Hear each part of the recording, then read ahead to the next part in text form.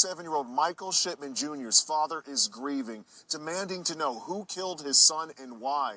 His son was sitting in an SUV around 8 o'clock last night at the Exxon gas station on the 7500 block of Landover Road. A woman was with him. Suddenly, someone came here to the SUV, opened fire, shooting Michael Shipman Jr. and the woman who was with him several times. He died on the scene. Medics drove the woman to a hospital.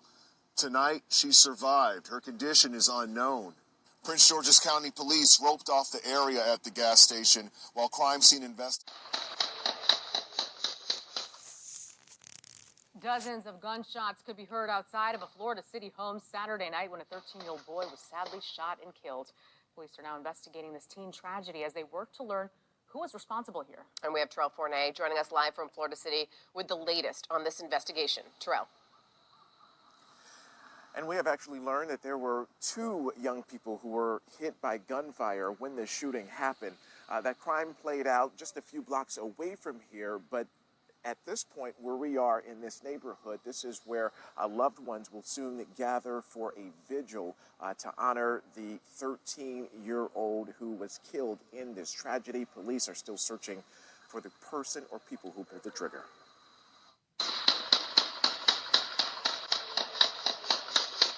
A barrage of bullets captured clearly by a home's surveillance camera Saturday evening in this Florida City neighborhood. When the smoke cleared, 2 kids were hit, including 13-year-old Jovan Taylor. The teen was airlifted to Jackson South Hospital minutes later, where doctors pronounced him dead. Miami-Dade police has since taken over the investigation. Detectives say a group of individuals believed to be friends were standing outside of the property around 8 last night near Northwest 13th Street and 6th Avenue. A shooter or shooters approached the group and opened fire. Our camera spotted at least 3 bullet holes through a front window of the Florida City home near the area where the shooting took place. Neighbors were reluctant to go on camera about this latest act of gun violence just a few days into the new year. But a street-side vigil to honor Jovan's life and to support his grieving loved ones is set to take place this evening, just blocks away from where detectives are actively carrying out the murder investigation. Show me your hand! Show me your hand! Show me your hand! Quit reaching!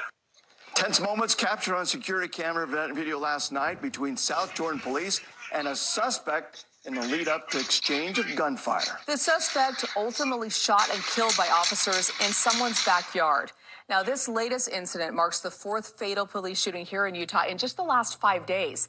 Thanks for joining us. I'm Debbie Worthen. And I'm Dan Rascone. Last night's shooting began as a response to reports of a vehicle theft in the area of 94 South and 46 West. That's where we find news specialist Brian Carlson, who's been speaking to neighbors there who captured video of the shootout. Brian. Dan and Debbie, the shooting took place right here in this driveway. Watching the video, it appears the suspect was hiding in his car parked along the fence. Police arrive. It appears he refuses to follow their commands, and then you hear the gunshots. And just a warning, some people may find this video disturbing. He's ready! He's ready! Mike, he's ready! He's ready! Mike! Use your pen! Mike, buddy! The police shootout playing out last night right outside Delaney Bradshaw's South Jordan home. They were in the front yard and then looked at the garage camera and then made an arrest after a murder last night. They have Charles Carson Dowdy with the second-degree murder of his girlfriend. Now, family members have identified the victim as 30-year-old Star Tucker. And Tucker's family spoke with WEAR's Haley Samples just a few hours ago. Haley, they shared with you just who Star Tucker was. Babsu, her sister tells me in just a matter of hours, her worst nightmare became her reality. I'm sorry, I don't have all the right words. I'm tired. I haven't slept or hardly eat. I'm just exhausted. I feel like I'm in a nightmare. That's Taraya Tucker. She's the younger sister of Star Tucker. Her family says the 30-year-old was an active member of the Air Force and a Florida A&M alum. They say she also just started a relationship with Charles Carson Dowdy. He seemed sweet, he seemed innocent, he seemed charming. Thursday night, deputies were called to the parking lot of this apartment complex on Baldridge Drive. Sheriff Chip Simmons says they were responding to a call for shots fired and found Tucker in the parking lot. The investigation revealed that the victim's boyfriend had fired about 15 to 16 shots and struck her 7 times at least, and then used her car to drive over her. Tucker later died at the hospital. Her family later learning Carson Dowdy was arrested and charged in the crime. He didn't give off he could do something like this. But you never know until it's too late. I don't understand why he did what he did. Ramos, a bus driver from MARTA who was killed at work on Friday night. Atlanta News First Bridget Spencer is live from the Decatur station where that happened, and friends and family gathered there for a vigil tonight. Bridget, I'm sure that was very emotional.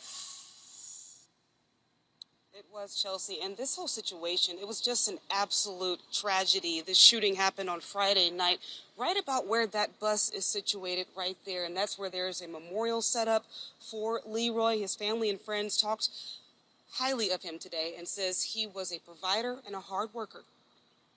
My nephew just said, "Where's Daddy? All of these people out here, where's Daddy? You know, where's he at?" The family of 47-year-old Leroy Ramos is now left with a huge void in their hearts. He was a great husband. He was a great man. He just wanted to be a provider, come home. Police say someone shot Ramos over a $2.50 fare on the sidewalk at the Decatur station Friday night. Police are still searching for the gunman, but did arrest 2 others the same night. It was a senseless killing. There was no regard for human life. On Sunday, family, friends, and co-workers gathered where he was killed